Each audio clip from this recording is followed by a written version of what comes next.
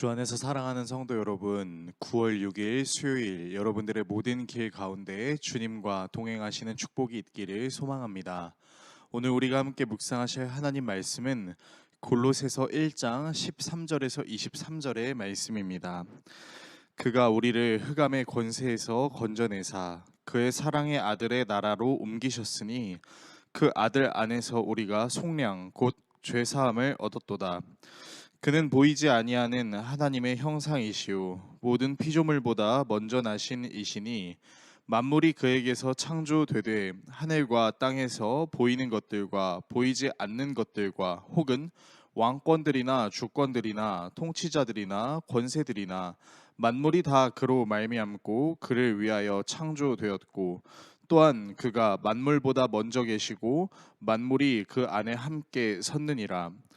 그는 몸인 교회의 머리시라. 그가 근본이시요 죽은 자들 가운데서 먼저 나신 이시니 이는 친히 만물의 으뜸이 되려고 하심이요 아버지께서는 모든 충만으로 예수 안에 거하게 하시고 그의 십자가의 피로 화평을 이루사 만물 곧 땅에 있는 것들이나 하늘에 있는 것들이 그로 말미암아 자기와 화목하게 되기를 기뻐하심이라.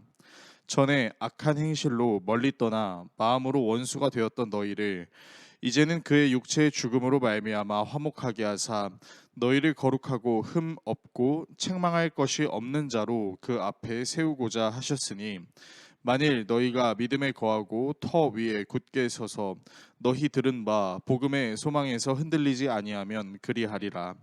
이 복음은 천하 만민에게 전파된 바요 나 바울은 이 복음의 일꾼이 되었노라. 아멘. 오늘 본문은 예수님이 누구이신지에 대해서 아주 명확하게 표현하는 성경 말씀입니다. 흔히 예수님은 누구신지에 대해서 명확하게 알려주는 3대 기독론의 말씀 중 하나라고 볼 수 있습니다.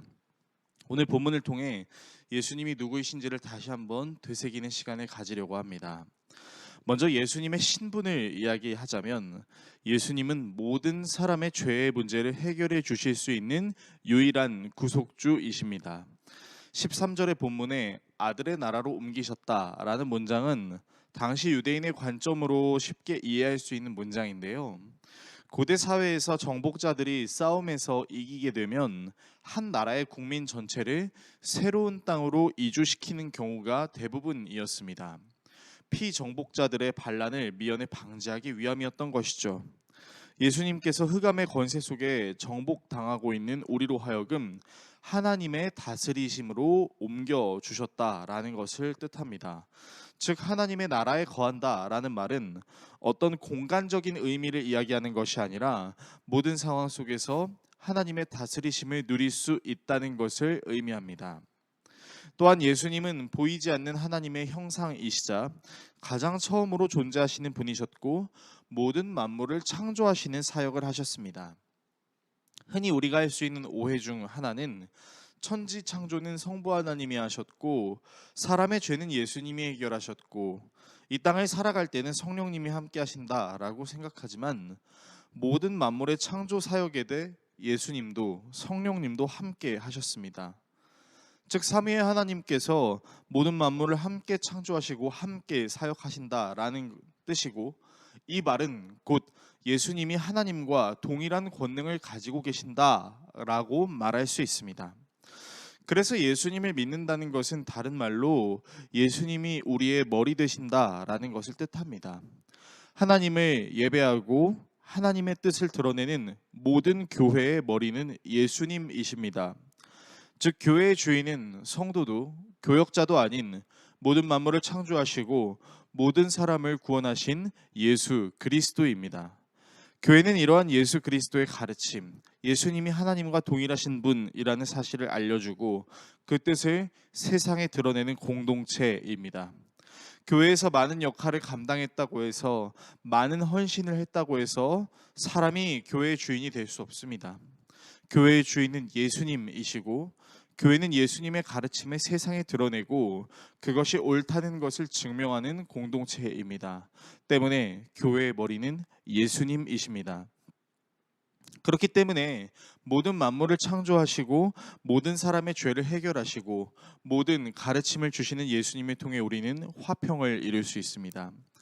예수 그리스도를 통해 하나님으로부터 멀리 떠나 있던 사람이 하나님과의 관계를 회복할 수 있고, 사람과 사람의 사이에서도, 사람과 환경의 관계에서도 예수님의 가르침을 통해 모든 관계를 회복할 수 있는 것입니다. 즉, 예수님이 누구이신지를 알게 될 때 우리는 모든 관계 속에서 회복을 누릴 수 있는 것이죠. 나 자신이 어떻게 창조되었는지, 어떻게 타락이 되었는지, 무엇을 위해 살아가야 하는지를 알기 위해서는 예수님이 누구신지, 그가 무엇을 하셨는지, 그가 왜 그런 사역을 하셨는지를 잘 알아갈 필요가 있는 것입니다. 오늘의 말씀을 어떻게 우리의 삶에 적용해야 할까요? 우리가 신앙생활을 하면서 가장 중요하게 여겨야 할 것은 예수님을 통해 내가 무엇을 얻을 수 있을까의 문제가 아닌 예수님이 누구이신가를 알아가는 것입니다. 한평생을 함께 사는 부부들도 서로를 잘 알지 못합니다.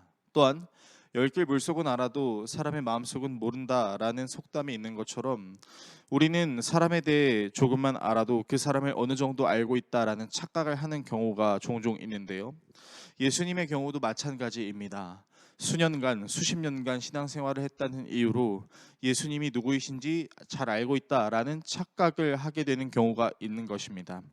하지만 우리는 아직도 알아가야 할 예수님의 모습이 많습니다. 단순히 지식적으로 예수님을 알아가는 것을 넘어서서 우리의 삶 속에서 창조주 예수님, 구속주 예수님, 머리 대신 예수님, 화평을 일으키시는 예수님을 절실하게 경험해야 할 것입니다. 저와 여러분이 예수 그리스도가 누구이신지를 날마다 묵상하심으로 머리로만 아는 신앙을 넘어 삶으로 예수님이 누구이신지를 경험하는 살아있는 신앙을 가질 수 있기를 예수 그리스도의 이름으로 축원합니다. 기도하겠습니다. 우리를 사랑하시는 하나님 아버지, 내 안에 가장 귀한 것이 있다면 그것은 예수 그리스도를 아는 것임을 선포합니다. 그분이 누구이신지, 그분이 어떤 일을 행하셨는지, 그분이 그 일을 왜 행하셨는지, 그분이 하신 그 일이 오늘을 살아가는 우리에게 무슨 의미를 가지고 있는지를 머리로만 아는 수준으로부터 넘어서서 삶으로 절실하게 경험하여 하나님의 살아계심을 날마다 증거할 수 있는 우리의 삶 되게 하여 주시옵소서. 예수 그리스도의 이름으로 기도드립니다. 아멘.